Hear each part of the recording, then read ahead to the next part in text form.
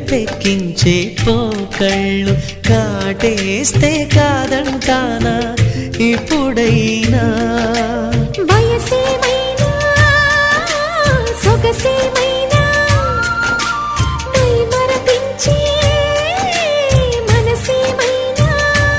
నవ్వు నవరాత్రి నీ కోసం తీసుకువస్తున్నా మైనా ఏమైనావే మన్మథ మాసం